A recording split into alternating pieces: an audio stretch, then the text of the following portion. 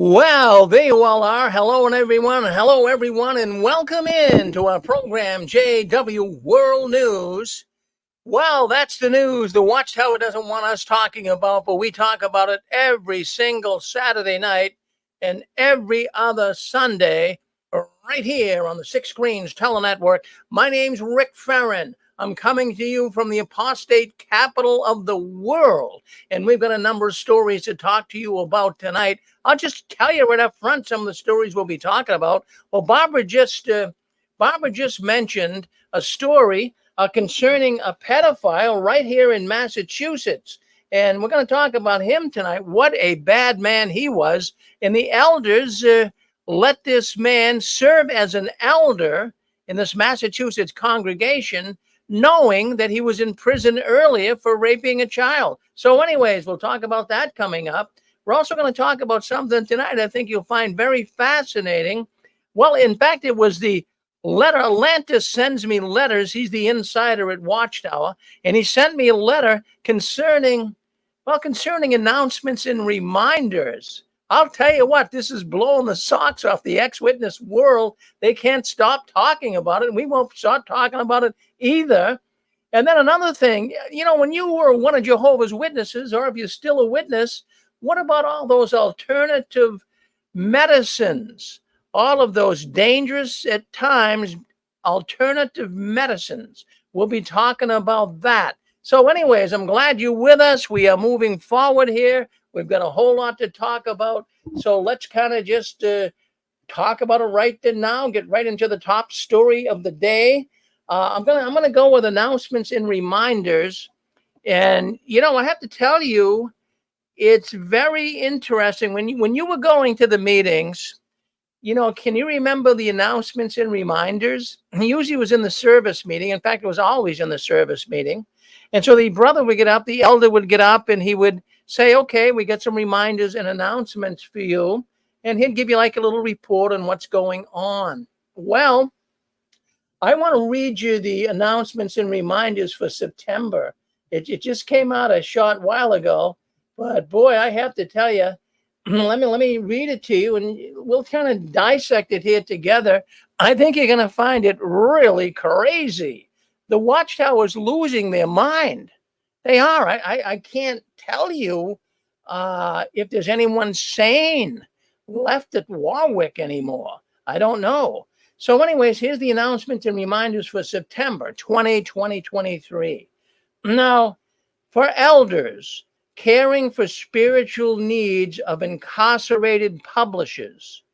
Now, they're admitting they evidently have a number of incarcerated publishers that are in prison, active Jehovah's Witnesses that are in prison. Now, it goes on to say, if you know of a publisher who is confined to jail, prison, a psychiatric hospital, or substance abuse facility, please confirm that the assigned contact information is aware, our congregation is aware of the publisher and is providing spiritual assistance.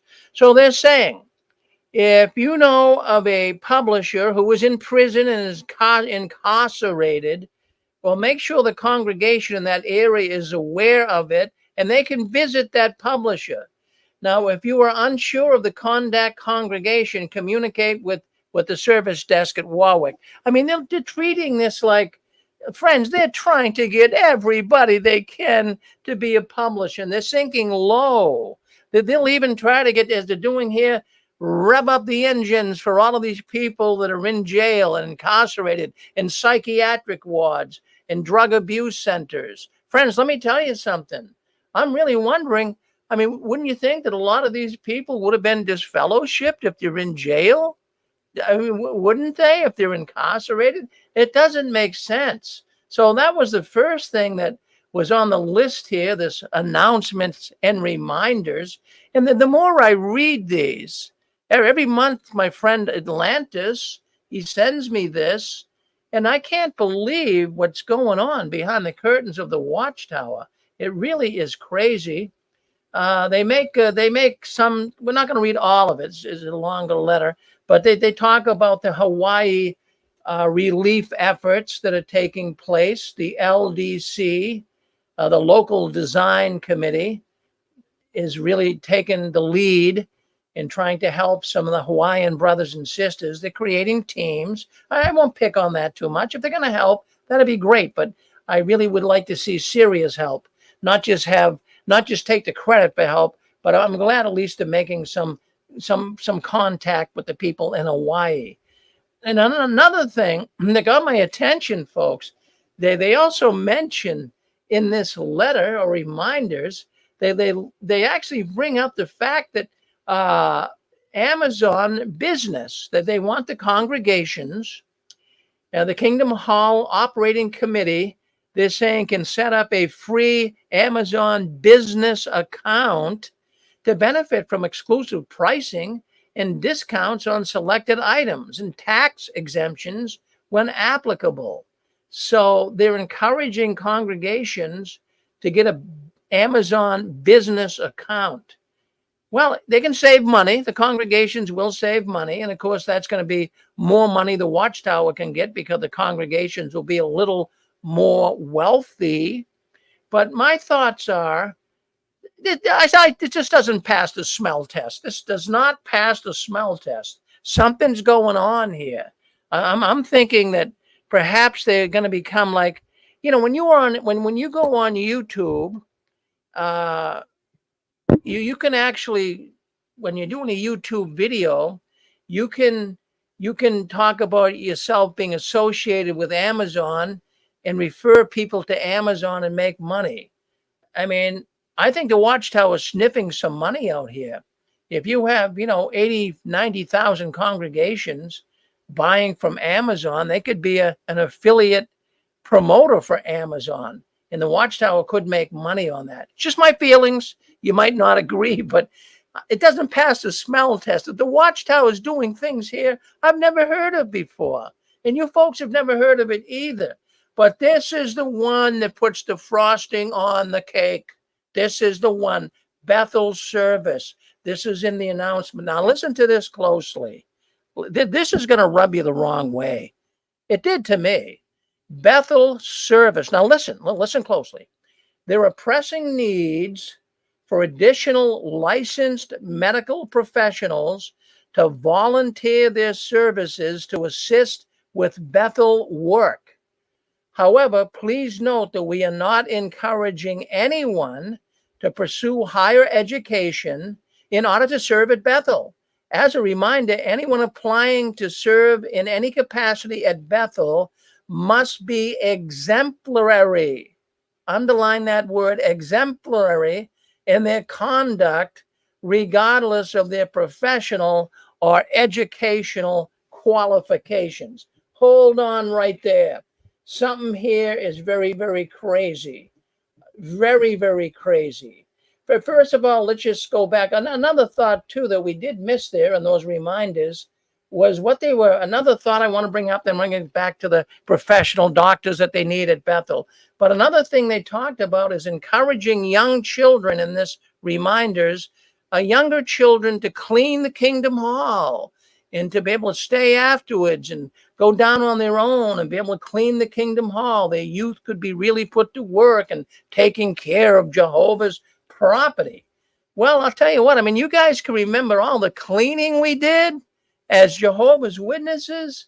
In fact, there was even one sister I remember, and she was asking for gloves.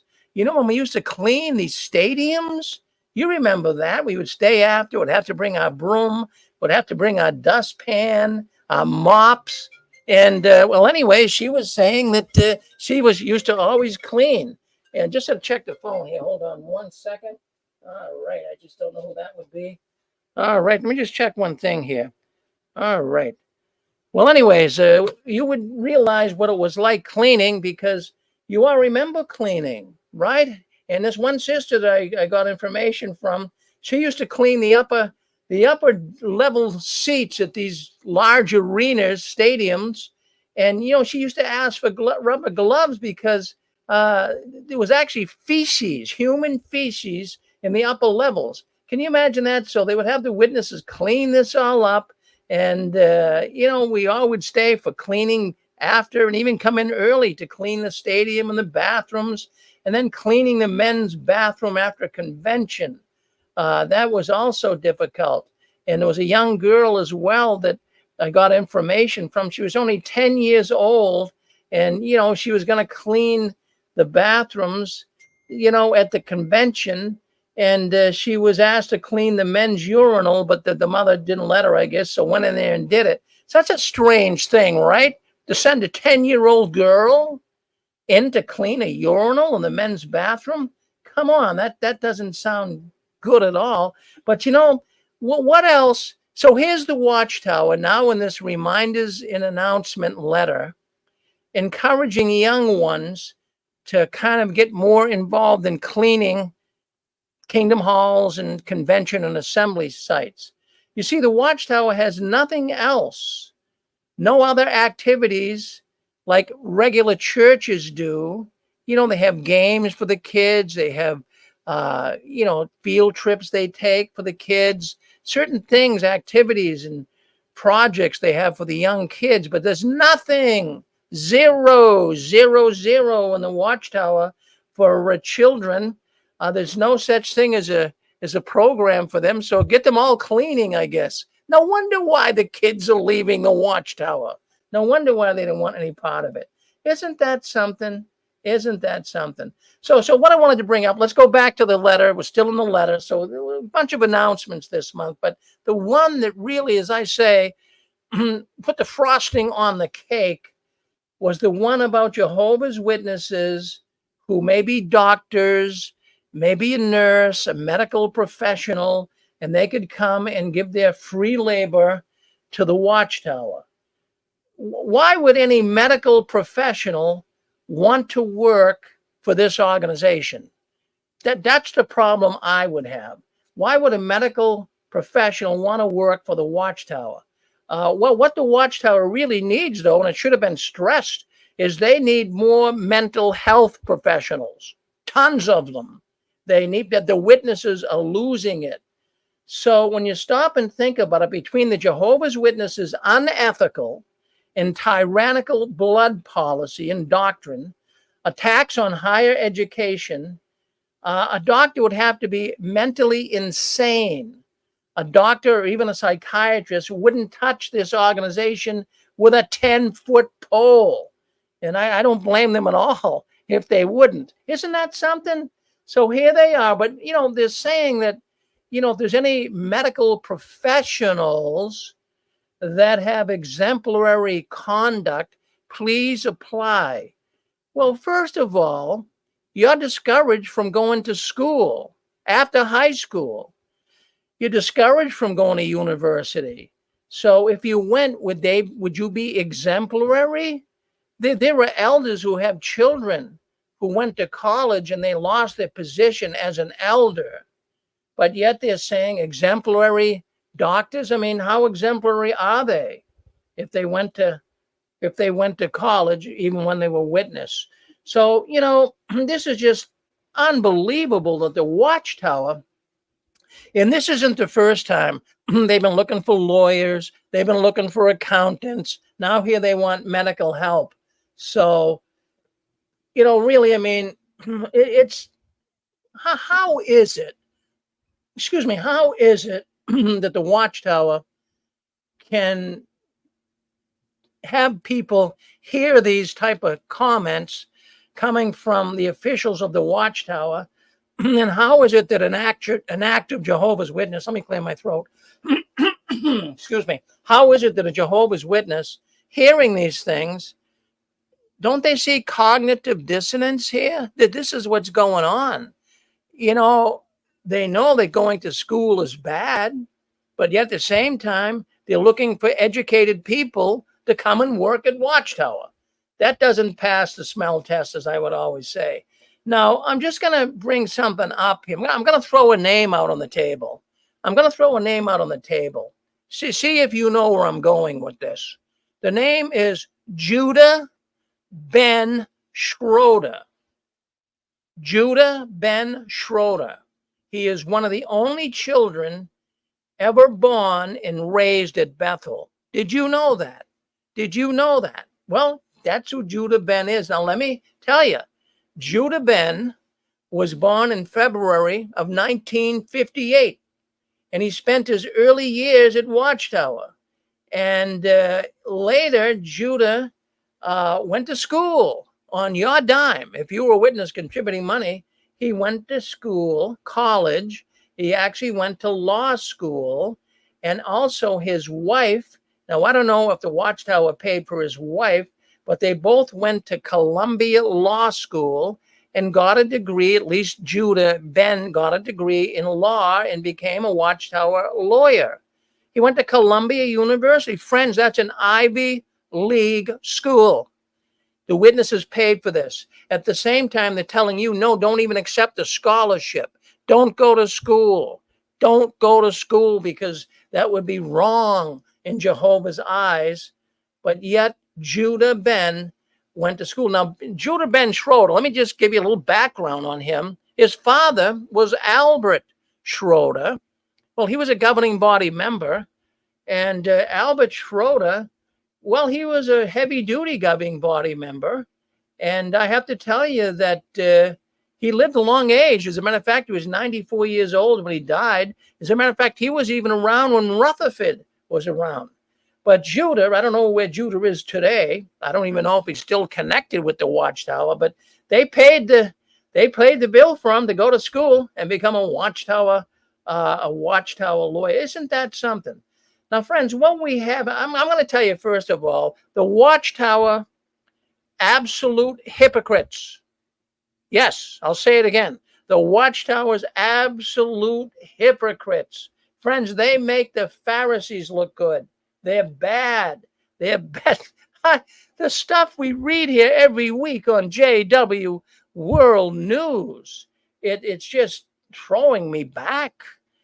I've learned about Ben Schroeder before, many years ago.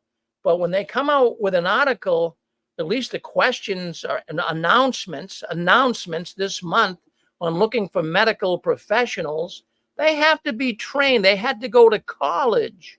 But the Watchtower, well, you know the story on that. Many people listening to this program, they gave up scholarships.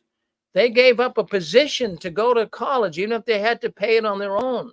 They could be really doing well today, but they listened to the cockamamie, foolish advice of the Watchtower, and look at them today. Where are they? Many of our poor brothers and sisters, ex-witnesses, are in poverty. Many have given their whole life, their whole way of living to the Watchtower organization, and now are suffering the consequences. Well, anyways, we got a new way of doing business. I got some additional software. You might have noticed that things are a little better here tonight. We don't have a lot of people interrupting and coming in. I do have some additional software here that we are working with. So what I would like you to do is, here's what you want to do. If you want to speak up, we can try this out. We can try it out together. I'm just utilizing it tonight for the first time. If you'd like to speak up right now about something that we already talked about, all you have to do, I'm going to put you in question and answer mode. So question and answer mode. Session has started. All right. So if you wanted to come in and say something, go ahead. Just follow the prompts. I believe you have to hit *6, and then it'll prompt you how to ask a question. So give it a thought, give it a shot. If you want to come in and talk, go ahead and hit *6, and then I believe you have to hit another number, and then you can come in. So let's go. We do have Linda James on with us. I'll unmute her. Hello, Linda. Hi. So I wanted to mention the Amazon business. Yes. I believe that's being done, or my guess is that it's being done so that people that are members will be considered independent contractors because they have a business account. Absolutely. Well, that's what I was thinking. That's what I was thinking. And, they're going to make good, well, friends with Amazon. Amazon could make money because of all of the congregations buying stuff from them. Absolutely. But that separates things that the members do. It separates that from what the governing body tells them to do. So if they're independent contractors, they're not considered like employees of or things like that. Well, they wouldn't be an employee, but what Amazon does is they have what they call associates. And what the associates do, if they have YouTube video, or even just by going in and telling their friends, they can become, just sending a message to fellow witnesses, buy from Amazon, they can get points for that, and they can actually make money. So somehow, some way, Watchtower will try to make money off this, I think. Thank you, Linda. Now you're coming on tonight at 11 o'clock, somewhere right around 11, okay? Yeah. Okay, good, thank you. So I pushed 6 Yeah, in fact, all right, we have Chicago, Illinois coming in. I'll bring you right on, Chicago. You're now unmuted, Chicago. Go ahead. What would you have to say? Hey, Mr. Perry, this is Stephen. I just thought about something when you mentioned a young man that went to college at the Society of Dying, about how, I think it was 2 weeks ago, that Circuit Overseer training video where they deleted, and I believe ultimately the scholarship from the elder because his kid wanted to go to school. So that was unacceptable for that brother and anybody that followed that example. But yet it was totally okay for this Schroeder kid to go to school, and not only that, but have that be paid for by donations that people are thinking of going to some kind of theocratic activity. Unlike the witnesses who were offered scholarships and could have gone to school for free. Just the hypocrisy just never ceases to amaze. Isn't that something, Stephen? It really is something else. And you really wonder, well, why can't the witnesses see through this? It's just so easy to see through, but yet many of them just adhere to the teachings of the Watchtower, don't even question it. Well, thank you, Stephen. Exactly. Thank you. Now, listen, if you're listening in and you want to talk, just go ahead and hit *6, and then it'll give you another prompt. I think it's 1, so you'll have to hit that. And we do have, looks like Dick Borgie coming in. I'm going to unmute Dick, and we'll bring Dick on. Hello, Dick. Hey, Rick. How are you during the program tonight? You made a good comment about Jehovah's Witnesses want to send their publishers to the prisons and the psychiatric wards and for people that are in drug rehab. If you're a publisher and in one of these institutions, well, in my congregation 30 years ago, we had a brother that got drunk a number of times over the course of 5 to 6 years at family events. And the family turned him into the elders, and they disfellowshipped him. Now, if you're in drug rehab, you must have done a lot of drinking or a lot of drugs. Why would you send a publisher to a publisher that should be disfellowshipped by their standards, but he's not?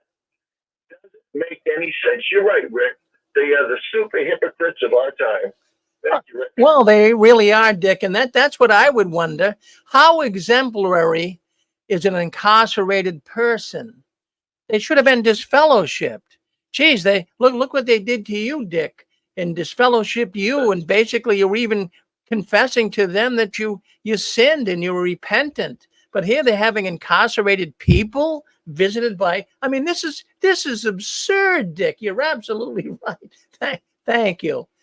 Yeah, so people are commenting here that this is good. We now have this question and answer. I'll make a comment on this. What we had to do, because we've had so many people calling into the program. If you remember last week, it was completely out of control. We had, a number of people calling in, and it got into a big free-for-all.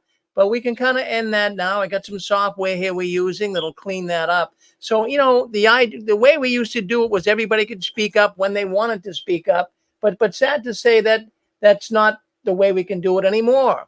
From time to time, maybe, but when we have a lot of people calling in and, they wouldn't mute themselves. See how nice and clear it is tonight? Everybody can hear one another. It's orderly. So we're going to try to keep things going in an orderly fashion. Last week, it was out of control. It was out of control, but it was a good program. It was a good program. I'm not complaining, but I want to try to keep it more under control. So if you'd like to speak up and talk, we're going to get into some more stories here as well. But if you do want to speak up and talk in the future here now, you just hit *6 as you normally do, and then there'll be a prompt. I think it's hit *1 after that, and it brings you into my queue where I can see you want to ask a question or you want to make a comment. So that's how we're going to have to do it for the time being, so that we can keep things under control, because things do at times get out of place. And this way I can keep an eye on everything and concentrate on the program. So, all right. So I'm going to clear the queue now, and let's go back, and we'll be able to ask some more questions here in a while if you like. But let's go back and talk about some of the things that are going on behind the curtains of the Watchtower. Well, first of all, let's talk about right here in Massachusetts. Yeah, the Commonwealth of Massachusetts, where I live. Now, about 90 miles from me, I live in eastern Massachusetts, but about 90 miles from me is Springfield. That's in western Massachusetts. And my goodness, this has been the talk of the town. A Springfield, Massachusetts Jehovah's Witness sex offender sentenced to prison for sexually assaulting a child. A Springfield man was sentenced for prison. Oh, fine. So let's just talk about Brother Aaron Smith. Brother J. Aaron Smith, 62 years old. And this news I'm getting right from the Hamden County District Attorney's Office. Brother Smith, yes, was found guilty of 4 counts of indecent assault and battery on a child under 14 by the Hamden Superior Court jury. He was sentenced to 15 years in prison, followed by 5 years of probation. Good. I'm glad to hear that. Yes. Now, the child abuse likely occurred over several months from late 2020 through early 2021. Smith was an elder in the Kingdom Hall of Jehovah's Witnesses in Springfield, Massachusetts. He served 10 years. Now listen to this. You're not going to believe this. This is what's aggravating so many of us, including me. Brother Smith served 10 years in a Georgia prison for rape in the late 80s and was registered a level 3 sex offender in Massachusetts. Yes. So let me just read something to you about what a level 3 sex offender is in Massachusetts. In Massachusetts, a level 3 sex offender is someone who is considered to have a high risk of reoffending, in other words, doing it again, and who may be highly dangerous to the public. Oh, dangerous to the public. Now, they are the most serious classification of sex offenders in the state of Massachusetts. So, friends, is the Watchtower, or at least the elders in Springfield, did they know? And from what I understand, they knew he was in prison in the past, in the 80s, but yet they made him an elder. I mean, was the Holy Spirit on vacation the day they spirit appointed this elder? Think about it. That is just something that I'm having a hard time wrapping my head around. Now, no wonder why the ex-witness world is going nuts, and the Jehovah's Witness world should be going nuts as well. How is it possible to become an elder when you really shouldn't be allowed to carry a microphone if you had some little, if you wore a blue shirt instead of a white shirt, they'd scold you. But here we have a man become an elder, and they knew about it. Geez, I'll tell you. So anyways, I thought that was fascinating. So back in the 80s, this elder, molester elder, served 10 years. Now, it's a known fact. I read it right out of the Secret Elders book, Shepherd the Flock. you cannot serve as a ministerial servant or an elder if you don't if you've been involved in pedophilia. And these are things that just went right over the elder's head. He was serving as an elder, and he was a known sex offender, a level 3 sex offender in the state of Massachusetts. Now, the book Shepherd the Flock, that's that secret book, right? We all know the book. That's that secret elder book. So how did the elders in Massachusetts miss the fact that he raped a woman and served 10 years in prison in Georgia? That's a major lawsuit. I mean, really, it was a big thing. This is ongoing. So what I did is I looked up information in the elders book, Shepherd the Flock, and it come up with this understanding. Is there anything from well, first of all, before I even get into the elders book, I got to read this to you. When a person is being appointed, as they say, by Holy Spirit, not anointed by Holy Spirit, but elders are now appointed by Holy Spirit. So they have to answer a series of questions, and they have to answer yes or no, and they got to explain themselves on some of these questions. So this is what, if you're going to be an elder today in the crooked, fraudulent world of the Jehovah's Witnesses, these are the questions you're going to be asked if you're going to be an elder. Is there anything from your past, even before baptism, or in your personal or family life that disqualifies you or that would prevent you from accepting this appointment? That question is asked to elders being ready to be made, well, not elders yet, but they're being ready to be made an elder. They got to answer that question. Now, certainly they would have asked that question to Brother Smith here, the pedophile. They would have asked him that, don't you think? Is there anything in your past that Brother Smith that you want to speak to us about? So that's something that's sensible. I give the congregation credit for asking that question. But of course, Brother Smith, he didn't tell him the truth, evidently, or he told him the truth and the elders just smoothed it over. And then the second question that one would be asked, is there any reason why your appointment should not be announced to the congregation? Now that's an interesting question. Is there any reason why your appointment should not be announced to the congregation? I don't know where they're going with that question, but it's a weird question. I mean, can you be appointed as an elder and they don't announce it? I guess you can. Maybe if you're a controversial guy, maybe if you have all kinds of people gossiping about you, well, go ahead and appoint me, but don't announce it. I'll just kind of over time become known as elder. I mean, that's crazy. I never heard of that. Now, here's another question that is asked to you before you become an elder.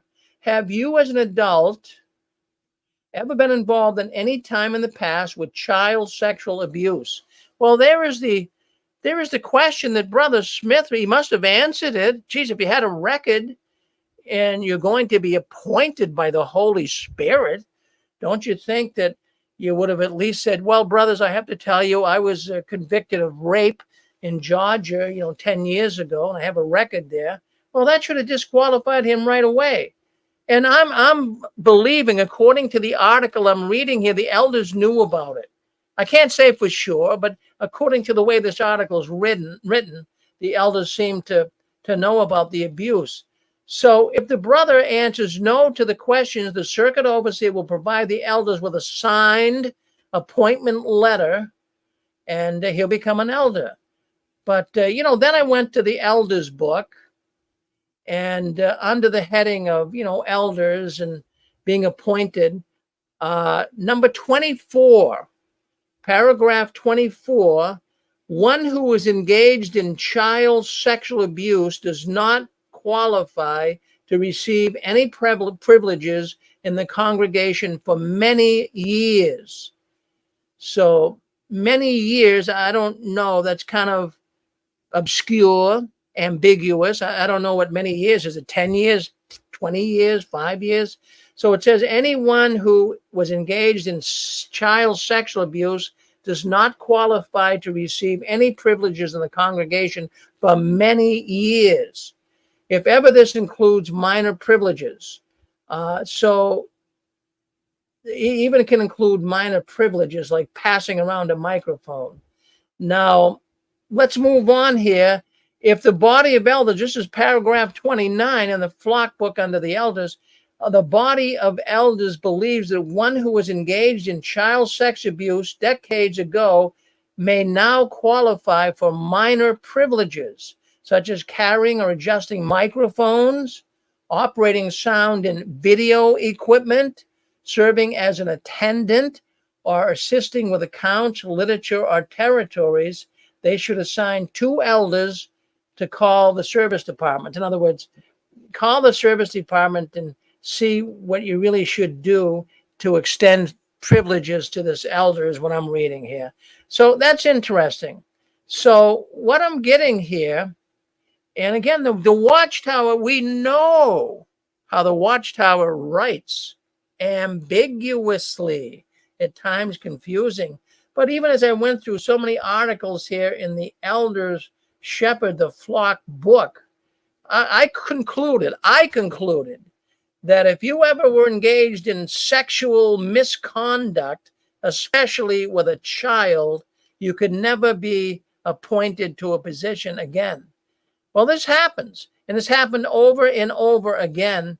So I think it's just absolutely disgusting that this even happened. So, Brother Smith, you're in my state. You're a level 3 sex offender. I'm glad you're going to prison. I'm glad the state of Massachusetts is not going to go soft on you. I'm glad you're going to prison. That's a wonderful thing. Okay, now if anyone wants to ask a question, all you have to do is hit *6, and you can come in. That will give you the prompt, and I think you have to hit *1, and you can come in. I mean, do you have feelings on this? Is that silly? That is absolutely nuts. So let's go to 615. Let's bring him on right now. 615, you're on with us. Oh, hey, Rick. Yes. Hey, how's it going? Good. Yeah, that's horrible, disgusting news of the cover-ups. You know, when you were talking the whole time, I was thinking to myself, my father, when he was an elder, they asked him if he's ever molested anybody. And I'm just like, gee, that's very vague. Why don't they do background searches and stuff like that? Like anybody would say, yeah, I don't. Right? Who's going to admit that? But I thought that was really crappy how they're doing that. And, you were talking about privileges and how that they can have them over years, right? Soft privileges, maybe. Right. That is ridiculous. I never heard of that because my uncle, now he's not a creeper. He was in a marriage where the woman was just not right and it was really unhealthy and he just wanted out. And that's a no-go in the witness world. So he made up a story that he committed adultery when he didn't, just to get out of the marriage. And the elders all, till this day, still think he committed adultery, but he didn't. And he is not allowed to have privileges ever again because of that. And that's like, he's not a creeper. He didn't do something disgusting like this man. Anyways, right, that's my 2 cents. Well, that 2 cents, that's worth $200. I mean, that's a good 2 cents worth, really. I mean, you're giving us your thoughts on reality. This is reality, Eric. Thank you. I think we get. My uncle never hurt anybody. That was my point. Yeah, I mean, yeah. He did, but you know what I mean? Not children. Yeah, and he lost his privilege. Yeah. All right. Thank you, Eric. All right. I think we got Dick Borgia. I think Dick wants to speak up. I'm bringing you on, Dick. I think you're still in there. Did you want to speak up, Dick? Yeah. Okay. Yep. The brother just before me stole some of my thunder. I'd like the audience to know that the Hell's Angels, they get if a member wants to be a part of the Hell's Angels, they have to go through a background check because they don't want any police officers infiltrating their organization and breaking it up. The Watchtower made billions of dollars on net sales of all our property up here in Brooklyn. they could easily afford to do background checks on Jehovah's Witness ministerial servants are going to be appointed to an elder. They will come out and say the governing body loves you. No, they don't. That's a stinking lie by an organization that lies all the time. There's money. The Watchtower has plenty of money. They can do background checks, but they don't, and they don't care. Thanks, Rick. Well, thank you, Dick. Always good to hear from you, Dick. All right, let's go with, it looks like area code 485. Just hold on a second. I'll unmute you and bring you in. Area code 484. You're on with us. Go ahead.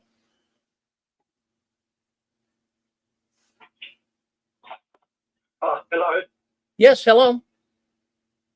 How are you today? I'm doing good today, sir. How are you? Good. This is Calvin from Australia here. Yes, Calvin. We're glad to have you come in, Calvin. Very good. Thank you. So what's on your mind, Calvin? Right, mate. I was just thinking about these background checks, right? And if you do any volunteering work for a church or a charity or something, you have to get what you call a working with vulnerable people check. So if you are a pastor or something, you've got to do that. So any police records that you had in the past, any history of child abuse, will automatically come up on your card. But my experience with the witnesses is that they don't do that. It's like you become an elder and that's it. They should have a thing where if you're going to become an elder, you have to have some sort of card showing that you have a clean police record. So that's basically what I believe they should do. Well, that would be a good thing. You would think that, in churches, other churches and other organizations, they do a background check. But here in America, evidently, it's not the case. It's not the law for an elder to have a background check. So, Calvin, that would be something that would prevent some of the problems going on with child abuse. I agree with you. Yeah, I think so too. But it's like I've got a niece who's been abused by a witness too. He got this fellowship. He's been in jail and all that. And he's back, but he's not a witness now. Anyway, so what I was saying is like. You said so many times before that there could be 5 to 10 molesters in the congregation that we don't even know about. Yeah, there's from what Bill Bowen, who studies this even more than I do, the pedophilia problem. He's the one that coined the witnesses as having a pedophile paradise. But Bill Bowen even suggests that on average, there's 2 pedophiles in every congregation. Think about it. It's thousands of pedophiles. So I've been thinking about that, and I think about all the elders in I haven't been to a meeting in 2 years, and I've been out for 2 years now. So anyway, I've been thinking about all the elders in my old congregation, and I'm thinking like. One of them could be a pedophile, but they all seem to be so. I don't know. It's like you can't have a crook with a dishonest face, if you know what I mean. So it's a bit concerning to actually know that to be a pedophile, you don't have to look like a pedophile, if you know what I mean. Well, there you go. No, they should. I agree with you. In fact, people on YouTube, too, are agreeing as well. There should be a background check. It's that easy. It's not a big deal. Anyone that's going to be around children. And, even in that letter I was reading earlier, the Watchtower reading a letter to the congregation trying to get children to come and clean the kingdom halls, young kids. But they did mention that, there should be parental supervision. They're catching on. You don't want to, listen, if you're a witness, you don't want to leave your kids alone with someone who you think is a good person. You just don't know what's going to happen. How many kids have been raped because of that? Well, Calvin, thank you very much for coming in. So you're coming in from Australia. Appreciate it. Thanks for calling in from Australia. Enjoying your show. Thank you. All righty. Good to hear from Calvin. Well, anyways, my goodness gracious, you're on JW World News. That's the news the Watchtower doesn't want us talking about. Well, let's see what else. I'm gonna actually clear the queue here. Unless Dick or unless Eric wanted to say something, I'm gonna clear the queue. All right, 1, 2, 3, queue being cleared. All right, well, we got a new system here. If you're probably noticing how we're doing it, things are a little bit more quiet because of the new system we got. We got some new software. We're just not going to allow everybody. It's a sad state of affairs. I really like people being able to talk up, but it just got a little overwhelming because we have so many people calling in to the 6 screens. And certain programs we will open the lines up like we used to, but we're going to, on JW World News, a lot of people come in. We don't want a lot of confusion and a lot of intruders. So anyways, let's see what else is going on here. What's that? Hold on 1 second. Q&A session is over. All participants are muted. All right, so let's see what else is going on behind the curtains of the Watchtower. So anyways, let's take a look here. Let's see what else we got going. I wanted to talk about this. Hold on 1 second. Refugee, well, not refugee camps, but evacuation shelters. Well, we talked a little bit about it last week.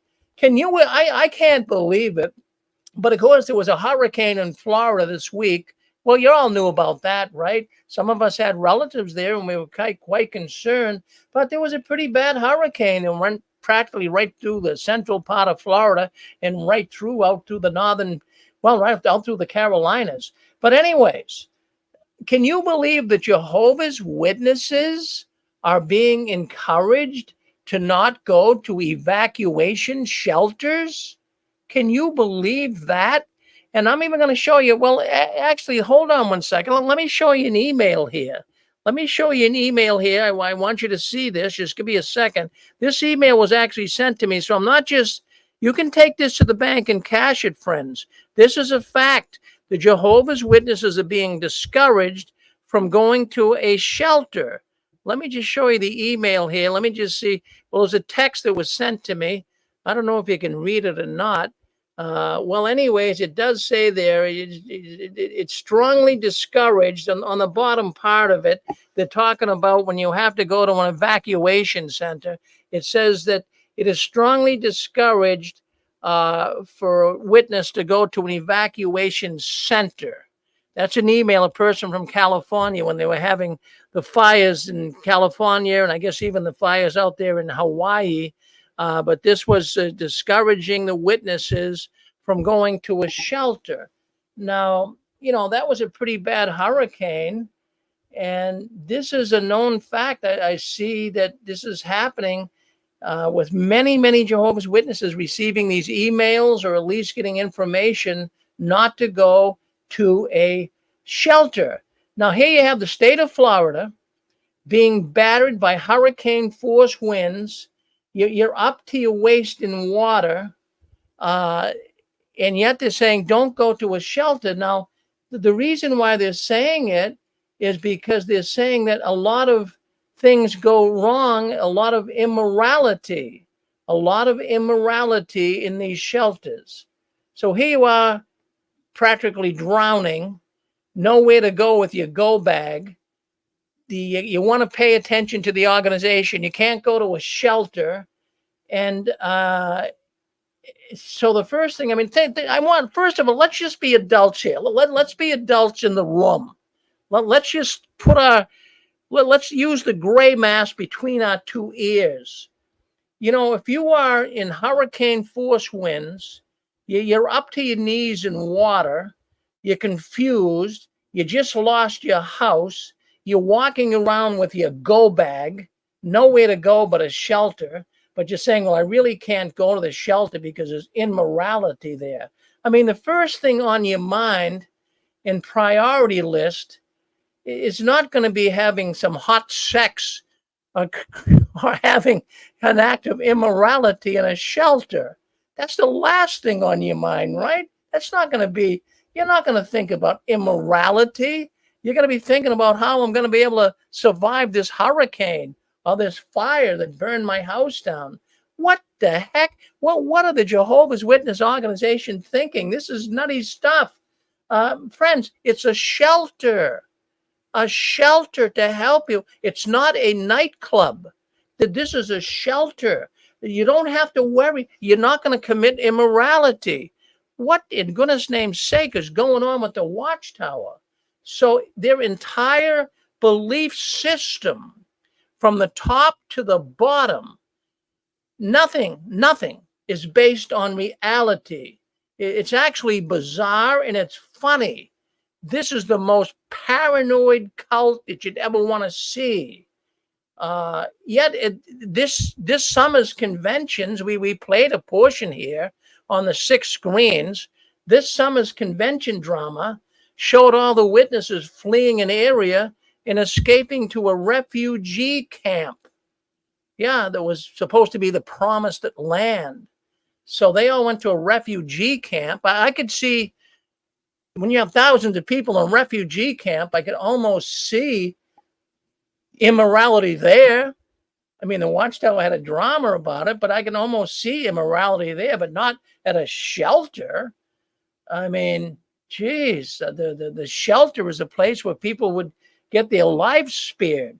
Geez, what, here you are a witness. You got your go bag.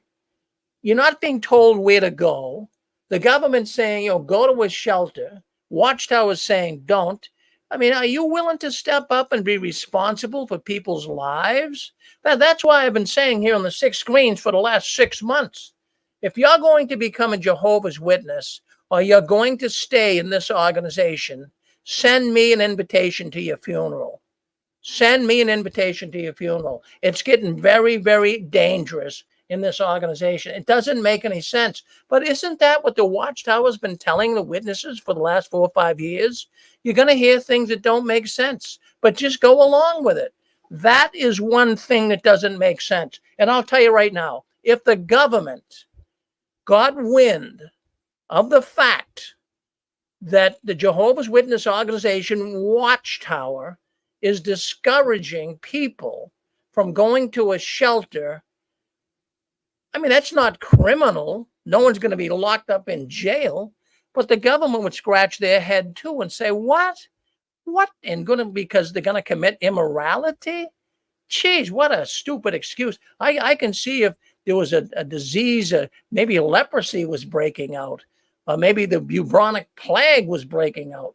But don't go there because you might get engaged in an immoral act. That is absolutely nuts. Absolutely nuts. So anyways, but I'm thinking there's other things going on here. See, when you are dissecting Watchtower intelligence, your mind has to go in a million different directions. We have to be like the CIA. We have to take the intelligence that's coming in, dissect it, and try to make sense out of what's going on. So I'm thinking there might be some other thought, but I thought, well, I'm thinking that maybe the Watchtower doesn't want people going to these shelters because they're going to see how kind non-Jehovah's Witnesses are to one another. Here, have some water. Here's some soup. Here's a blanket. Oh, here's some cash. They're going to see how kind these people in the shelters are. Maybe that's one of the reasons why they're doing this. But, I have a simple solution. Watchtower, are you listening? Are you listening to this program? I have a solution for you. I really, really do. And it's a simple solution when it comes to discouraging people to go to a shelter because there might be immoral practice taking place. The simple solution is Watchtower, why don't you open your kingdom halls? Why don't you open your assembly halls? Why don't you do that and help the people? They're going nowhere with a go bag. So why don't you have them come to a safe area, maybe a kingdom hall or an assembly hall in a higher area or away from disaster? Oh, no, no, no, no. The Watchtower can't do that. But they don't want you to go into a government shelter either. So this is an example. This is a classic example of the Watchtower organization putting people in danger. Yeah, putting people in danger. I mean, is there any soundness of mind here? This is absolutely crazy to me. Now, a woman called into the program last week, so I know this is true. Then I got the email from her saying that the elder sent her the email. And that's what they're saying in the email. And also, that was last week with the Maui fires, the fires in California. And then, of course, this week, of course, was the Florida disasters. So the same thing there. So this is something new that the Watchtower is doing. Don't go to a shelter. You might commit immorality. Well, let's take a look here. Let's see if we can't bring some people in. I'm going to put it in question and answer mode. Session has started. All right, so go ahead if you like. If you'd like to come in, we'd love to hear from you. It looks like we have the United Kingdom coming in. So let's ask our good friend Steve what he thinks. He'll be right on with us. Just trying to unmute him here. Having a little difficult time unmuting Steve. For some reason, Steve, I'm not sure. I cannot unmute you. I don't know why. I'll keep trying. Stay in the queue, though, and I'll come back to you. But we got Dick back in with us. Hello, Dick. You're on with us, Dick. Yeah. Hi, Rick. It's Connie. Yes, Connie. Hi, dear. I was going to say, when I've worked with the homeless and people that have been impoverished in the past, social services, the shelter that I always referred them to that was close to me was called the Gathering Inn. And there was no drugs. That was one thing they were very strict about. I'm just driving here as we're talking. There's no drugs, there's no alcohol, and there's no hanky-panky. And the men and the women had to completely sleep in separate areas of the auditorium. But if they were found that they broke any of those rules, they always had somebody monitoring the homeless shelter at night all the time. And if there was any problems at all, they were instantly kicked out. They had to abide by the rules. So that's just what I wanted to say, Rick. But I loved your comment with regards to, why doesn't Watchtower open up the kingdom halls or the assembly halls and stuff? Why do they always put it on someone else if they're just such a wonderful, charitable, loving Christian organization? Where is the proof? I mean, there just isn't. They always put it on everybody else. And it's really unfortunate. So thank you, Rick. Well, thank you, Connie. Always good to hear from you. Okay, let's go to 773. I'm going to unmute you, 773, and bring you on right now. You're on with us, 773. Hi, Rick. Steve, how are you? Good, thanks, Rick. Good. Rick, do you remember, I think it was about 4 years ago, approximately, give or take, when they had the cyclone. I forgot exactly what area it was in, but they told the brothers and sisters not to flee to higher ground, that the brothers and sisters were to go to the Kingdom Hall, and several of them lost their lives. And the reason is, I believe they did that. They gambled with everybody's life, because if people would have survived, they would have had bragging rights. It said, see, you stuck to Jehovah's organization and you stayed in the Kingdom Hall and he protected you. So they took a gamble and they lost because of common sense, knowing that you should flee to higher ground. So they have a motive for whatever they're doing. It's not, as you're discussing, it's not clear yet what's going on or why. But I know they have a reason, because it's the only reason they do things. There has to be a motive. Thank you. Well, thank you very much, Steve. Always good to hear from you. All right, let's move over now. Let's go to area code 610. 610, you're on with us right now. Let me unmute you. You're all set to go, 610. Hi, Rick. Cindy here from Reading. Cindy from Reading. Good to talk to you, Cindy. Hey, and it's just my opinion, but to me it's a no-brainer. The reason they don't want people going to shelters is because they don't want the worldly people talking to the witnesses, because you know they're going to witness to them. The witnesses are going to witness to the worldly people, and the worldly people are going to tell them what a false organization it is. They don't want them talking to worldly people. Cindy, you're brilliant. You're a brilliant woman. That's probably the real answer. I mean, that's just my opinion, but to me, that's really a no-brainer. They don't want anyone talking to them and telling them to do some research. Well, you're absolutely right, because in a shelter, you have time to talk. You know, you really do. You're worried. Of course, you're worried, but so people start talking and chatting with one another, and man, then the truth really comes out. That's a brilliant answer, Cindy. Right, Rick. All right, thanks, Rick. Well, thank you for calling in. Always good to hear from people in Reading. I got a lot of relatives down there. I know Reading pretty well. Oh yeah, I do. Yeah. What congregation you go to? Oh, you don't have to say if you don't want to. Well, we actually live in Douglasville. We went to Reading East. Reading East. Now, did you you know what temple is? The Laurel Dale congregation, I believe it is.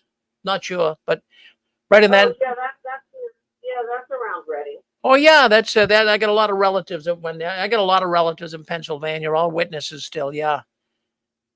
Oh, okay. Well, Cindy.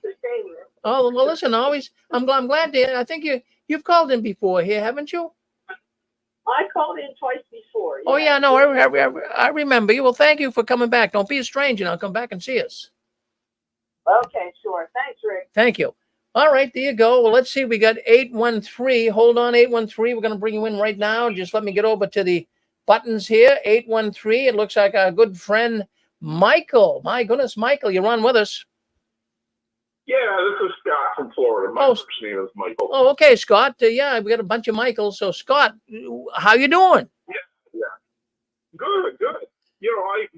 Being down here in Florida, obviously, I've been, for the past 24 years, been affected by storms frequently. Now, one of the last really bad hurricanes we had, my in-laws that live down along Bayshore Boulevard, and I know you know that area, everybody came to my house. Dogs, cats, my daughters, everybody came and stayed at my house during the storm, because my house was the furthest away from the water, and I'm well inland. I don't know why in the world the brothers wouldn't do the same thing. Why wouldn't they encourage the brothers to have other brothers in neighboring counties and congregations that are inland to provide places for them to go? I mean, they really should. I mean, it would be preferred, in my thinking, to go to a brother's house before you go to a shelter. But even if you do end up in a shelter, you think they would have looked at it as an opportunity to witness. Because you could say, oh, while you're in the shelter, make sure you're taking the opportunity to witness to those around you, you know? So I don't understand that thinking either, because during these times of storms, and again, I've been through quite a few hurricanes down here and threats, if you need to get out, you need to get out. And once a certain point passes, authorities won't come and help you. They basically tell you you're on your own if anything happens. And I hope none of them are thinking to stay on their own just because of something like what they're encouraging. So that's all I had to say. Well, that's a mouthful, because, I mean, I was down there in Florida, and I went to the Brandon South. You probably know where that is. And I also went to the Sept. Now, these are both way inland. And, the witnesses are being encouraged to pack your go bags and be ready to go, but they don't tell them where to go. But that would be an excellent thing, or a witness house that's inland. It's just, there's more to this, Scott. This just doesn't add up. It doesn't add up. Thank you, Scott. Always good to hear from you. Appreciate it. Thank you. All right. I do believe we've got 312. Did you want to speak up, 312? I'll bring you on if you do. 312, if you want to say something. You're on with us right now. the last two comments really kind of summed up what I was thinking. Here you have an organization that talks about the ministries, the greatest work on the earth. And just like the previous sister said, you're in a shelter because of a storm. You have a bunch of people who are there, maybe distraught. Bottom line is they've got no place to go. Isn't that a wonderful opportunity to share this great message from God's word? But instead, what does Watchtower say? Oh, no, don't go. Go someplace else. There might be some immorality going on there. And then if you're the government and you're listening to this, is this the kind of organization that you want to have unfettered running around and your populace telling everybody to do the exact opposite of what the government says to do at such a critical moment? Their thinking, or lack of thinking, I guess, it just really defies common sense. It really does. In every area that you look at. Thanks, sir. Well, thank you very much, Stefan. Always good to hear from Stefan. All right, we're going to clear the queue unless anyone wants to come in. I just want to say to Steve, if he's listening in, Steve, I'm going to try once again to bring you in, but I think I know what the issue is here with Steve. Steve, you're coming in on an app. You're coming in on the conference call app. I think, and I'm not quite sure, but I think you have to do something a little bit different. Is there something on the bottom of the app that says how to answer in the question and answer? I'm not sure. I'm going to have to get that fixed because I'd love to hear from you, darn it, but I can't hear. I'm going to try to get this now. Check that app, Steve. Look on the bottom of the app. See if it gives you directions for coming in. I'm not sure. Okay, let's let it go for there. I'll give one more try to Steve and play with that app, Steve. We're going to clear the queue now, but play with that app and see if we can't get you in, or I'll give you information. I can't do it tonight, but I'll check out the region is because I think you're coming on the app. So we're going to clear the queue right now. The queue is cleared. And my goodness, we're glad that we have this new software because it's a lot more enjoyable to listen to the program without a bunch of people beating up on everybody. I mean, last week was a free-for-all, and it was just too much. But we're here tonight with a different system, and I'm not sure we're going to always do it this way, but we're going to do the best we can. So just stay with us, and we'll get you in. If the whole thing is now, if you want to ask a question or you have a comment, just hit *6, and then I believe you hit *1 after that. You'll be prompted. You hit *1, that brings you on, and you're able to talk. Let's try Steve once again. Nope, nothing going on there. All right, let's bring in 906. 906, you're on with us. Go ahead. 906, you're on with us. Did you want to come on, 906? Okay, I guess not. All right, so anyways, let's go back to lecture mode. Q&A session is over. All right. All participants are muted. All right, we'll go back to the lecture session. I like this new software. My goodness, we're able to make it much more enjoyable. I believe the sound quality has been enhanced as well. Well, let's talk about the next subject. I know this is going to get your attention. Jehovah's Witnesses and dangerous alternative health cures and treatments. I'm curious, just like you're curious, how widespread it is for Jehovah's Witnesses to avoid or dismiss the advice of a doctor and instead follow the advice of an alternative, unaccredited health advisor. Now, people listening to this tonight, many of you guys, including myself, were involved with the Witnesses for years. These multi-level companies, vitamin companies, alternative medicine, all kinds of things really would come up in the witness world. And what got me thinking, a woman who was a regular pioneer in a congregation, I got information the last week or so, well, she died, and she was an exemplary witness, regular pioneer in the congregation. She had 4 young children, and the congregation did very little to support her in field service. Unsurprisingly, she was diagnosed with chronic fatigue. Now, how many witnesses do we know that suffer from chronic fatigue? It seems to be a witness disease. Now, I'm a no way making light of it. If you suffer from that, it's a terrible thing. But many witnesses have it. But getting back to this pioneer woman, well, she wanted to step down. She had young children. She had chronic fatigue. She wanted to step down as a pioneer. And the elders didn't want her to step down. Oh, they loved her as a pioneer. So they were trying to encourage her to stay on.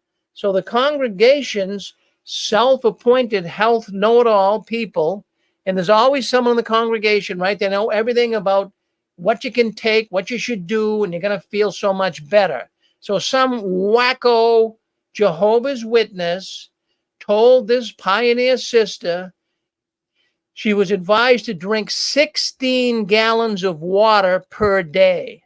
16 gallons of water a day? She ended up in the hospital for kidney failure from trying to drink all this water. Well, I think anybody would land up in the hospital for drinking 16 gallons of water a day, but some wacko witness gave him this screwball medical advice.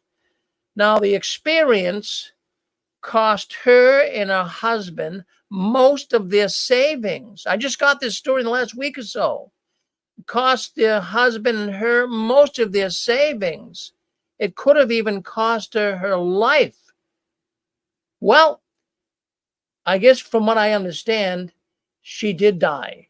She did die. So sad to hear about that. I believe that's what the follow-up to the story is. She was on death row there for a while, but I haven't heard from her since. But I believe she died, or I haven't heard from her. But we'll see what happens. But nonetheless, wacko information. I also know people who had their skin turn blue from drinking silver water. One sister almost died. You know the silver water that people were drinking there for a while was a supplement, and everyone was saying, "Oh boy, drink this. It's a natural antibiotic. It'll help you." All of these food supplements. Now, some of them are good. I'm not coming on here condemning all food supplements. I'm not doing it. That's not my purpose for doing this program. But my purpose for doing this program is showing the empty-headed minds of many Jehovah's Witnesses that fall into, I'll try this, I'll try that, I'll take this. Their body needs something perhaps to get them better, but many times not what these witnesses are suggesting for them to do. There's crackpot stories you've heard. I think it's dangerous. I think it's very dangerous to promote some of the various alternative medicine and supplements that the Jehovah's Witnesses actually push. And you know these MLM companies. I'm going to give you my own experience, okay, as one of Jehovah's Witnesses. I had a company, had a bunch of people working for me, and I had a Jehovah's Witness man call me. He lived about 100 miles away. He says, "Rick, can I come down to your company? And I want to talk to you and some of your people about something that I came across." Now, he was a witness man. At the time, I believe he was an elder, or at least a ministerial servant. So he called me up. He says, "Can I come down? Because we have this cream that the women, the sisters, can use and remove wrinkles. It's a wrinkle cream. And the sisters can take this cream, put it on them, and their wrinkles vanish." I says, "I don't know if I believe that." So he said, "Well, I'm coming down today. I'm driving down today." He called me in the morning and said, "Come here this afternoon."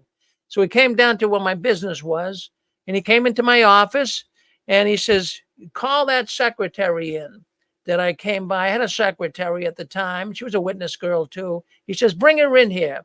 And the man came down with his wife. And so anyways, he says, "Rick, I've got this cream." He says, "Jehovah's Witnesses all around the world are buying it. And you got to get involved in this." Of course, it was multi-level, right? Like most of us got sucked into it one time or another. So anyways, the brother says, "Get your secretary in here. I want her to hear something." So the secretary came in, and I says, "Listen to what this man has to say. You're a woman. You must use creams and lotions and all of this." I says, listen to what he has to say. So he had his wife there, and he says, now, Rick, you take a look at my wife's hands.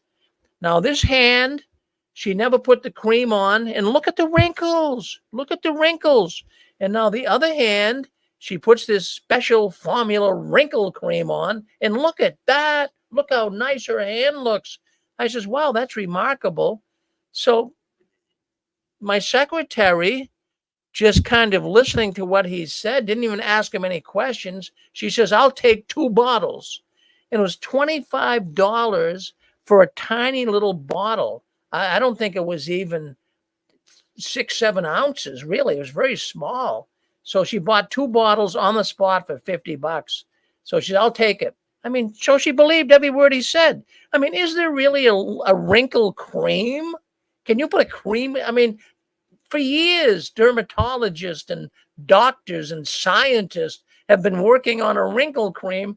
And so this guy, anyways, he got me involved in the company. I says, well, I said, boy, if it sells that fast, I might as well buy some. So I bought a few cases. You know how that works. Then you got to resell it. So, gee, I took it and I started selling this stuff like crazy. Then they came out with bee pollen. Oh, bee pollen is going to save the world. Any problem you have, you take bee pollen, you be cured. I mean, the witnesses would fall for this stuff, hook, line, and sinker. So anyways, the company was really driving me nuts. It was called TSI. They were out of Arizona, I believe, Phoenix, Arizona. You may remember T as in Tom, SI. That was the name of the company. And it was actually run by an elder. And he was a quacky guy. So they had this big meeting. You know how they have these sales meetings with the MLM, kind of like conventions, right? So it was up in New Hampshire. It was in a big hotel.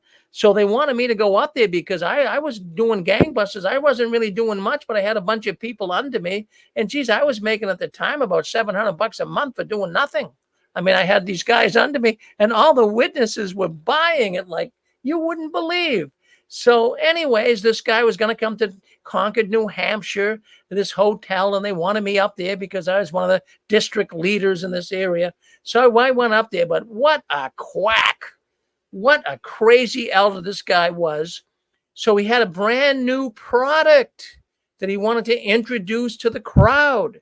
And the product was a little device that you put on your belt, and it would energize you. It would give you instant energy. He called it the Energizer. And gee, it sold for about $50 back then, but he guaranteed, he got up there and he talked, there had to be 300 people in the room. He says, this little device, you put this on your belt and it is going to just be unbelievable. This is an elder speaking like this. I'm saying, this is crazy. This is crazy stuff. So to make a long story short, the company went out of business for being involved in certain medical vitamins and things they had no business to be involved with and was causing people problems. So they went out of business. But that's just one example. I'm sure there's people listening in here tonight. They all have an example of being involved with one of these alternative medicines, homeopathy medicines, as it would be. Many witnesses were involved with it. So anyways, some of these treatments were really dumb. You might remember some of them. Remember the foot bath? A foot bath that people were taking. Supposedly you take this bath and all the toxins in your body would be removed. Well, people would believe this. And how about kinesiology? I think I'm saying that right. Kinesiology. I know a bunch of the witnesses were involved in that. And that, of course, was muscle monitoring and, therapy that would give your muscles more balance and be able to bring it around so that you could concentrate and walk and do everything else better. So that was something that the witnesses were involved in. And I mean, really, they were talking about, stay with alternative medicine. Don't get x-rays. They're too dangerous. So a lot of witnesses, they wouldn't even, especially women, they wouldn't even get a mammogram because they felt like, oh my goodness, this x-rays are too dangerous. So I'll tell you what, there's people that have died because of adhering to the medical advice from some of these quacko nuts. Now, I'm not telling you at all that all of this stuff is cockamamie. Some of the vitamins and what have you can be good. So I don't want to give you the wrong message. But did you hear about magnet therapy? Did you hear about that? And I'm sure you did, how magnets could remove some of the toxins from your body. I mean, would you believe that? And how about colloidal silver? Colloidal silver. Oh, drink this. This is great for you. You have to drink it. It's very expensive. People were buying it like crazy. So unbelievable, some of the stuff that the witnesses would take. Well, let me put it this way to you. Alternative medicine is often the go-to medicine for many Jehovah's Witnesses. Why? Well, many Jehovah's Witnesses don't have the available funds for traditional medicine. You know, they don't have good insurance benefits. They don't have a full-time job. So they don't have medical benefits. So they have to rely on going to people that give them these alternative, quacky ways of ridding their body of sickness and disease.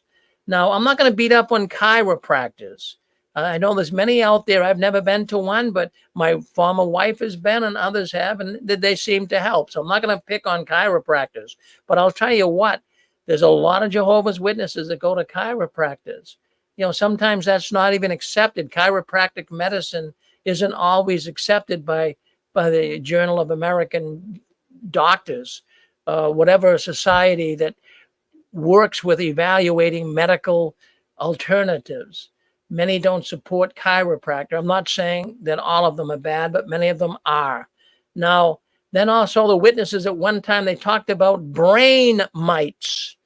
Brain mites? Geez, all of these crazy things that the witnesses actually got involved in, and they would try to give you something that would cure you.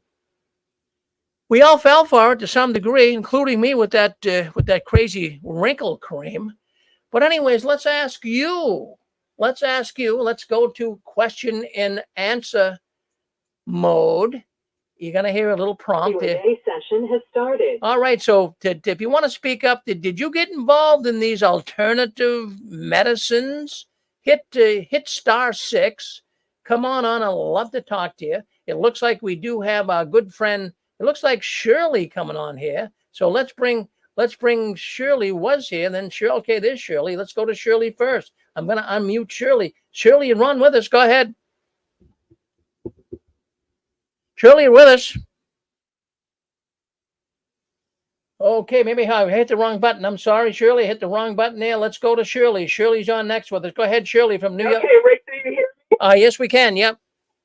Okay. What I was going to say was, I remember I'm in New York, and there is, maybe she's still there, the Bronx. Everybody rushed to get an appointment with her. Something that struck me as funny. Everybody knew her as Maria. They say she was a doctor, but her name was Maria. I have no idea what her last name is, but everybody was running to Maria. Back in the 90s when my father was sick and ultimately died, I mean, my mother took him there. I mean, he had cancer, so. But, you don't, and all she said was drink grape juice, which is ridiculous. But everybody was running to Maria. Maria in the Bronx. I mean, the witnesses, she was a witness. She was a witness, by the way. And they say she was a doctor, I don't know, certified. But what's funny is she just knows Maria. I have no idea what her last name is. And another funny thing is that, what do you call it when people look in the eyes and they can read, what ails you? There was a brother, he used to live in New York. He's from down south now. His last name is Liddick. I can't think of his first name. He used to come to I think North Carolina, but he used to come back to New York, and people would he would be booked for weeks. People, signing up with him. He looks in the eyes and says, oh, this is, whatever your problem. So witnesses, they do run to these alternative treatments. Those two things popped up in my mind when I saw you're going to talk about that tonight. I said I had to share that with you. Wow, thank you, Shirley. Yeah, no, I remember that. I forget what they called it. Something to do with the eye, right there. Look in the eye. Yeah, I can't think of the word, what you call it, yeah. well, somebody probably remember it was, I don't want to say ideology, that's not it, but Irishology or something like that. We'll see if someone knows. Thank you, Shirley. Thank you very much for coming in. Appreciate it. All right, let's take a look. Let's go to 805. Looks like Southern California. Go ahead, you're on with us. I'm gonna unmute you. You're on with us. Go ahead. Hey, man, this is Larry Wayne in Camarillo. There you go, Larry. Yes. What do you think? You know what? I tried the magnet, the actual magnet blanket or mattress or whatever it was too expensive. So I made my own. I bought some special magnets with the north and south on one side, and they were very strong. And I glued them into a crate mattress every other space. And I didn't feel anything, but I tried it on other people, and they said they felt a warm sensation. So I don't know if it's just some people are connected to that or need that or are affected by it. I was not affected at all, at least not that I'm aware of. Yeah, it's funny how some people, sometimes maybe they think something's happening and it's not. I mean, but it was crazy putting these magnets on you. But anyway, so thank you, Larry. Thank you for checking in with us. And we do have. I just want to say, yeah. I was just going to say there's another thing that's connected to that, and that's grounding and people that will go into the ocean with their bare feet. They have a better health actually if they do that on a regular basis. So it might have something to do with grounding because you're grounding yourself to the earth, and they do have shoes like that too. I don't know if that really works, but I know it's very healthy to go in bare feet, especially in the ocean.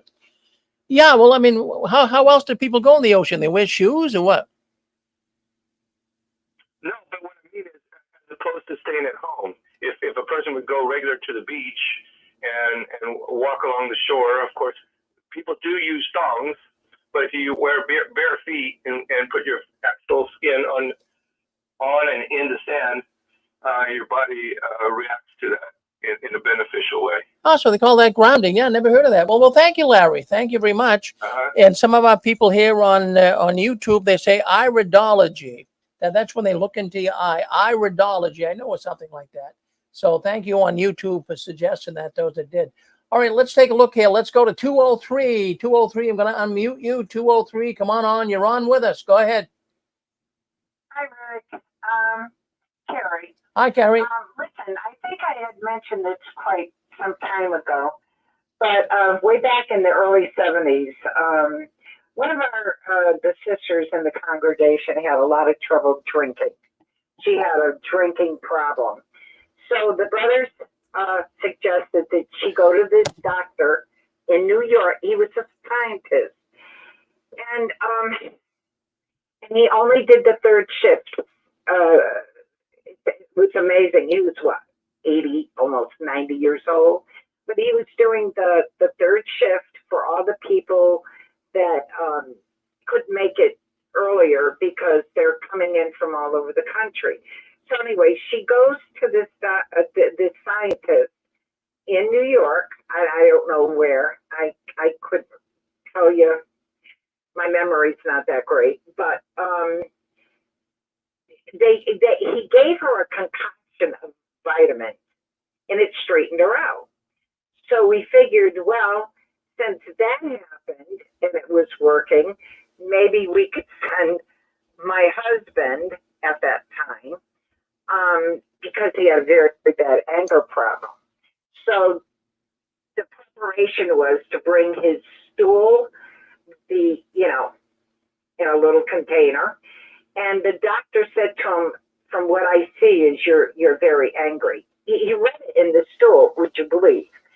So anyways, they gave him this stuff to use, or told him to use lemon juice and 3 raisins. Let it sit, ferment, and then it would work. Well, sorry, it never worked. So, but it really never worked. I would be ecstatic if it worked. But every day they have his little shot glass with this raisins and the lemon juice and stuff like that, and crazy. But this is what the brothers used to send people that were having problems to New York, to this scientist. Now, of course, he's dead now, but they said that he had skin like a baby. You know, and I mean, for an 80, 90-year-old man, you know, and then doing that shift, but all the witnesses went to him. So that's my part. Well, Cal, I mean, a lot of us try anything when you're sick or you're kind of disgusted with the way you look or you got wrinkles or brown spots or whatever you have. You're willing to try anything. You're willing to try anything. So sometimes this stuff comes down the pike and you say, geez, I'll just take these raisins, put them in the lemon, and that's going to be the cure. You kind of talk yourself, into it. Well, thank you very much, Carrie. Yeah. You're welcome. All right. So let's see what else is going on behind the curtains. All right. Let me just take this call. It's Toronto, Canada. Hold on one second. Hello? Toronto. Okay. All right. Just someone, I got phones ringing all over the place here, folks. But okay, let's check out. Let's see who we got coming in here next. We're going to go to, it looks like 304. Let's go to 304. Let me unmute you, 304, and you can come on and talk. 304, you're on with us. Rick, Kurt, hello. Yes, Kurt, we can hear you. Yes. Yeah, I like your new app you're using. I came in late, about 15 minutes late, on Barbara Anderson's program, and I had a question for her, but we didn't get to, so much going on, didn't get to ask any questions. Have you got Joe and Fran coming on next? The point is, I want to ask you a question concerning Barbara Anderson's program. I don't know anything about this medical thing you're talking about, but maybe later, before you actually leave JW World News, I could ask you a question. All right, good. Let's do that. What do you do? Yeah, we'll ask it right. You just bring it up right at the very end here. We'll bring it in, okay? Because we'll stay on this subject. Okay. A lot of people calling in. Thank you, Kurt. Thank you very much. Okay. All right. We're gonna go now. We're gonna go down to. Well, looks like we're going out to. Looks like we're going out to Dick Borgie or Connie. Go ahead, Dick or Connie. You're on with us. All right, Dick or Connie. Did you want to say something about alternative medicine? If not, we'll move to the other. All right. 1, 2, 3. All right. Let's go to 813. 813. You want to say something about alternative medicine? What do you know about alternative medicine? 813. Hey, Rick, Scott. Yeah. Yes, Scott. I had to chuckle when you brought this subject up because I mean, over the years, I remember it seemed like every couple of years there was some sort of scheme going on. It was either Tupperware or makeup or Mary Kay or jewelry or vitamins or Watkins or Amway, for example, was another one. And I remember my father stepped down from being a ministerial servant because an elder in the congregation had a vitamin business, and he was trying to get my father to put them in the magazine cubby holes for each of the publishers to distribute. Now, this is back in the 70s. And my father got rip-roared mad that this brother was using the Kingdom Hall as his distribution center for his business. And he got so mad, he stepped down. Yeah. But yeah, it's hilarious because I think it's because the brothers are a little gullible.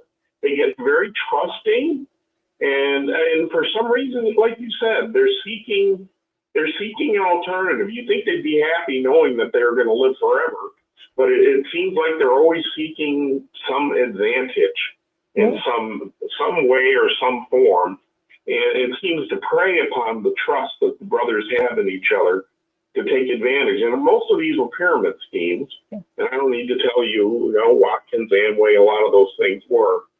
And that's exactly what they were. But they did prey on the brothers. So, but I think the funniest thing is always remembering how my dad got so mad at that elder.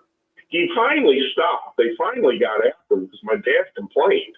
But my dad stepped down anyway. He said, I'm not going to be a ministerial servant and hand out vitamins to the brothers. Well, I think nowadays with us having Amazon and so much more access to delivery, maybe that kind of thing doesn't happen as much in the congregation. But in the past, it was a surefire way to get jewelry, to get Amway product, to get makeup, Tupperware, whatever it was sisters and brothers were into. Very good. Well, good comment. Well, thank you. Thank you, Scott. Okay, we're going to go to 925. 925. You're on with us, 925. Go ahead. You're on 6 screens. Tim, this is Tim here. I was wondering, Rick, if you've ever heard of iatrogenic disease. What does that mean anything to you? Yeah, go ahead. Give it to me again. Iatrogenic disease. Iatrogenic disease. I never heard of that, Tim. Never heard of that. No. Okay, well, you got cancer, heart disease, and then number 3 on the death, and this is tens of thousands every year, doctor-induced disease. You got the history of, so the thing is, it's not just silliness where a person would turn to alternatives. Now, you should be grounded. You don't trust everybody, and the stuff in the congregations, of course, is very slippery, and I can see why you bring it up. But to not consider alternatives in the environment of the incompetent AMA medicine that's out there. I mean, they go to school to learn how to prescribe pharmaceuticals. So that's all you really get there. And anyone in nutrition knows that what's going on with doctors is very limited in that regard. They don't go after cause. They just treat symptoms. So this is a reasonable element about why people turn to that. Personally, I go alternative all the way. First thing first. Currently, I got a circumstance with my cataracts. And I know for a fact it's very well known that the only correction is surgery, but I'm not going to do that right away. I'm going to do several other things first, and then at the end of it, you do the final thing you do is turn to the knives and the chemicals and all that other, difficult stuff to overcome. I'll give you another example. Well, hold on one second. We don't need a whole lot of examples. We've got a whole lot of people calling in. But what I want you to do is, well, if you're taking alternative medicine now and it's working, stay with it. I agree with you. Stay with it before you go under the knife. I wish we had more time. I wish we had more time. We've got 1,000 people calling in here tonight. It's unbelievable. All right. Well, I can go on about it. I know you can. That's fine. Thanks for letting me. Thank you, Tim. Thank you. All right, we're going now to 832. 832, you're on with us. Go ahead, 832. Yeah, can you hear me? We can hear you. Yes, go ahead. Okay. All right. This is what happened to me, and this is a long time ago. This was back in 1981 when I was pioneering, and I was doing really, really well spiritually. And I started having panic attacks, and I started, when I go to Kingdom Hall, I would sit there and cry and wouldn't even know what I was crying about. And I couldn't even get through my Bible studies. I felt like I was just having a complete nervous breakdown. And the elders were pushing me for more hours, extra field service, more of this, more of that. And I had 4 little kids at home that I had to take care of. So there was a doctor with the JEHOVAH'S and another congregation, like a few miles away. And he had an office there in Houston. And so all the witnesses would go and see him. And I went to see him and I told him what was happening. And he told me, he said, I want you right now to quit going to the meeting. Do not go back to the Kingdom Hall. I want you to go take a walk on the beach, put your feet in the sand, no reading newspapers, nothing stressful. Stay completely away from the meetings, because he said if you don't, you're not going to get better. And this brother was the leading doctor for all the witnesses, and he was an elder himself. And he told me to quit the meeting. Well, what had happened not long after that, I had two elders that were coming on to me, and they were both married, and one of them was trying to ask me, he said, I would like to think of ways to kill my wife so I could be with you. And I'm not kidding you. I mean, this man was talking like this. And so he kept on, and the other elder, he wasn't that straightforward, but he was always having his hands all over me when I'd go to the Kingdom Hall. And so I had to call a body of elders together and tell them, look, you need to do something about these guys. This one he's trying to think about how to kill his wife, and the other one's got his hands all over me. I think all of this is what was pushing me toward the nervous breakdown. And so anyway, it turned out that one of them, who was presiding overseer, he did confess, and he was disfellowshipped. And the other one, he took off and fled for Memphis, Tennessee. I don't know what happened to him.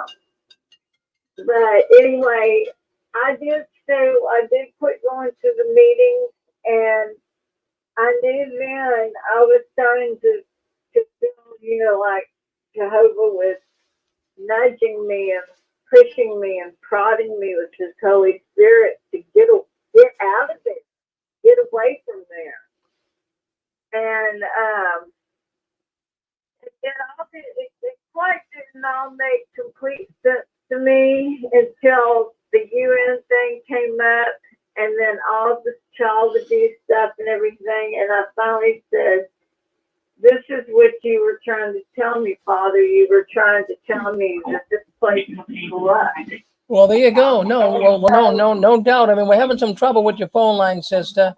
So go ahead, take another few minutes. Take another minute or so and wrap it up if you would. We're having some problems with your line. Thank you both for coming out. Very much appreciated. Wendy, you first in San Francisco Chronicles of the following years. As of early July, Oakland homicide count was by 37% compared to 2019. And your reported robbery was up by about. All right. Sorry, sister. We had to block that.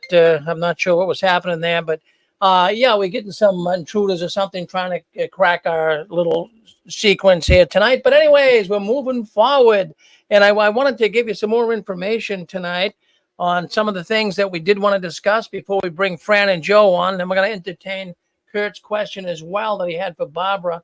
But anyways, let's take a look here. I wanted to bring a couple of things up before we close tonight. To you folks, in fact, hold on one second. We do have a call here. Yep. Hello? Hello, you're on with us. Speak up.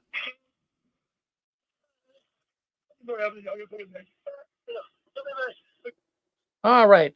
Well, we're getting just a bunch of prank callers calling in on my phone line as well. But anyways, folks, I'm so glad that we have a good program going here tonight. And I wanted to bring something up here. I'm just going to shut my phone off here. Hold on one second. Let me just shut my phone off here. They can't see that the intruders, these are Watchtower, in my estimation, operatives. They are actually Bethelites, in fact, drunken Bethelites. They can't come in, from what I gather here, coming through because we have better software, so they can't come in on our program tonight. So they're trying to call me personally on my cell phone. So that's what's going on here. So I'll tell you, the Watchtower hates, I tell you guys this all the time, they hate this program. This program is uniting ex-Jehovah's Witnesses. Plus, also, we have active Jehovah's Witnesses that are listening in. And they're saying this many people can't be picking bones in the Watchtower. All these people have something to say. So that's what's going on. So sorry for the little bit of aggravation. But anyways, let's move on. And something I want to talk to you guys about. I don't know if you remember, there was a woman that used to come on the 6 screens.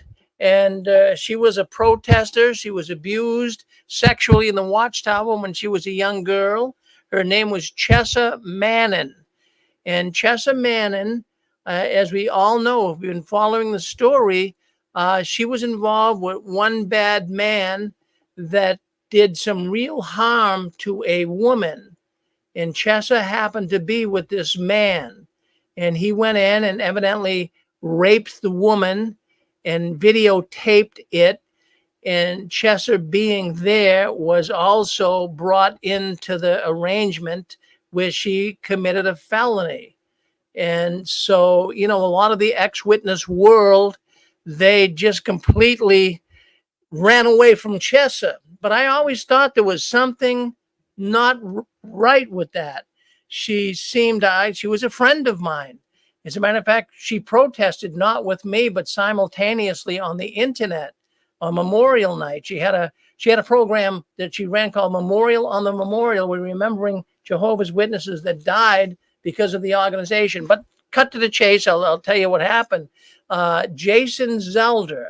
Do you know Jason Zelder? Well, he's a great guy, and he put a video. He sent me a video this week of Chessa Manning. I'm just going to play a little short clip of it here tonight. So let me do that. I want you to hear Jason.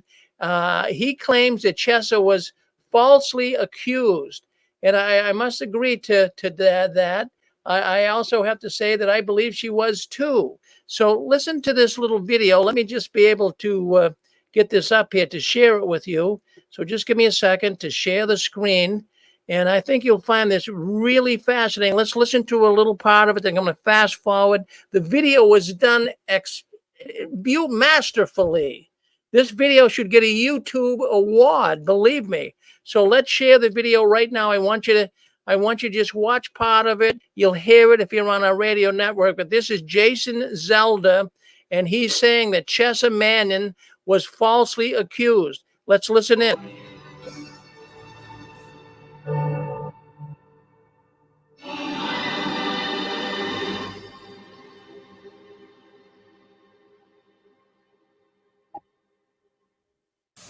Greetings, ladies and gentlemen. Theo Hickman here. Wanted to give you guys an update on the Chessa Manning case.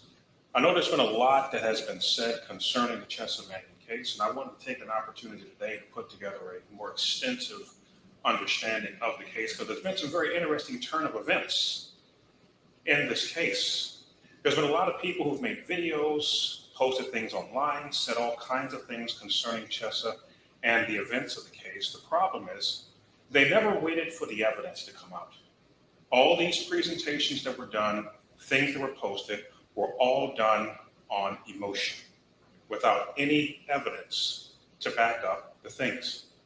And I find it very beneficial to wait for the evidence, even if it means you have to wait for a while. And anybody who made any videos or posted anything concerning Chessa before 14 months after she was arrested, it took about that long for the facts to come out. You got to wait for the facts, guys. Because I know there are people who like Chessa, and there's people who don't like Chessa, and there are people who hate Chessa. I've heard from all of you. But in this particular case, I think you guys got it wrong. And I'm going to back it up with some documentation. So let's go ahead and get started. In America. Okay, so that's Jason Zelder. And of course, he's a friend of mine, he's a friend of yours too. Many people love Jason. But he also was saying here that Chessa Manning, Jehovah's Witness woman, was falsely accused. If you didn't know the story, you can check it out online, Chessa Manning. But anyways, the point I wanted to make is he was behind her 100%. And even myself, I never really saw that Chessa could have been involved in that to the degree that the state of Kentucky was accusing her. But that's Jason. But what was really masterfully done in this video is Jason went on like a Philadelphia lawyer, as sharp as can be. And what he did here is he actually presented the case and how she was falsely accused. It's about a 29-minute video. But then what was also fantastic is at the end of the video, I'm going to bring her on, he brought Chessa on. Chessa lives 150 miles from him. So he brought Chessa on, and I thought that was fantastic. Listen to how he brings her on. It's really great. Perhaps she didn't stop the crime because she wasn't there when it happened. But she happened to be there when the police arrived to arrest people. Did you ever think about that?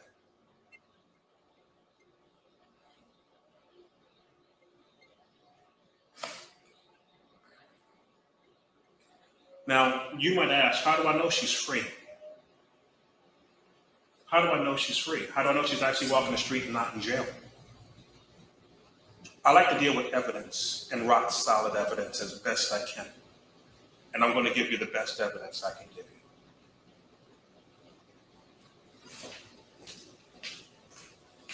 So then he brings Chessa on. There's Chessa. Are you convinced now? If she was guilty, folks, she wouldn't be sitting here next to me. She'd be in prison. Friends, I have to tell you, that was one of the best YouTube videos I've ever seen in my life. That Jason does a fantastic job. There, of course, is Chessa. Amazing, amazing, amazing. Great job, Jason. And Chessa, I'm glad that you're doing well. I really, really am. And you can move forward. And I hope that all good things work out for you, Chessa. Well, we've got Fran and Joe coming on. We do. So let's do this. I want to bring Kurt back on. Kurt had some thoughts he wanted to bring up concerning the program before us. Kurt, I'm going to bring you on. Let me put you in. I'm going to go to question and answer mode here. So let's do that. Q&A session has started. Kurt, come on. Hit *6. Come on, Kurt. Hit *6. And you had a question you wanted to ask. So let's bring Kurt on right now. Kurt, you're on with us. Go ahead. Okay, are you there, Rick? I'm right here. Yep. Okay, I had to unmute myself. Thank you for that. Okay, question. Did Raymond Franz believe that this was God's organization and it was being run by men? That question I'm going to answer. Barbara has been sending me, confidential papers and letters. Raymond Franz left the Watchtower, at least knowing they were not biblically minded. They were missing it scripturally. So I think if you left on that basis and started questioning the Watchtower, that you'd have to say that he agreed that these men were not spiritual men. Okay. Thank you for that. One comment I have on that, from a technical point of view. Again, I'm thinking that he thought that this was God's people and God's organization, but the men at the top were running that. They were not applying the scriptures properly, is what I'm thinking. But I thank you for your answer. Thank you for taking my question, okay? Well, you're very welcome. Thank you, Kurt. Let's now go. We do have Montreal, Quebec, Canada. Let's bring you on. Come on. You're on now. Say hello to us. Q&A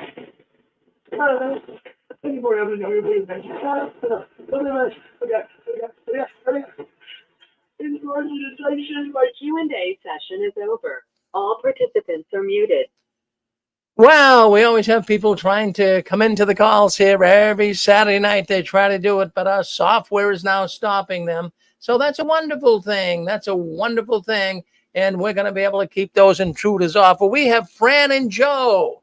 My goodness, they're coming up next here on the 6 Screens. They're trying to help ex-Jehovah's Witnesses get together, meetups. They're connecting ex-Jehovah's Witnesses. So Fran and Joe on their program tonight, I'm sure we'll be talking about that. But anyways, do you like these videos we do here at the 6 Screens? Isn't it nice? There's no commercials you have to watch. Nothing's monetized here. I don't want you to send me any money. We don't want no patrons. I got out of this organization for free. I don't think you should have to pay. Okay. I want to help you. And all those people calling in want to help you too. And we thank them. So, well, what to do here? If you like what you saw here tonight, you just subscribe to the channel. It's not going to make me any more money. I'm not in this for money. But what it's going to do is it's going to help more Jehovah's Witnesses to be able to listen in, and ex-Jehovah's Witnesses listen in and get some therapy here on the 6 screens. So go ahead and like us, subscribe, share it on Facebook. Do that for us. That would be good. Now, there's no 6 screen Sunday tomorrow. We do that every other Sunday. So there'll be no 6 screen Sunday tomorrow. So by all means, we'll be back in 2 weeks, but we have more programs coming up tonight. So you don't want to miss the programs. We have Fran and Joe coming up next. And then, of course, we do at 11 o'clock tonight, we have Watchtower Behind Closed Doors. So you don't want to miss that program either. That's Eric and Aposta Babe. And they're going to have late night entertainment for ex-Jehovah's Witnesses. So if you can't sleep and you're pacing the floors, 6 screens goes all night long. Thank you very much for wanting to come in and be with us today. We had a really good program. It was very civil tonight. We didn't have any unrest. It was very civil, and I thank you all for that. Got some new software here that's helping us. But let me take a look over here in the next studio, and we'll see if Fran and Joe are on with us. We're going to add them to the stream. I'm going to bring, is that you, Fran and Joe? Okay, there they are. Okay, hello. So hang in. We'll be right back. I'm just going to end out the other program, guys. All right, everyone. So anyways, I just want to say this. The last one, leaving the Watchtower, please turn off the new light. Fran and Joe is next. Spread the word. Spread the word that we do this every Saturday night and every other Sunday. Thank you for coming in. And I want to thank all of those that spoke up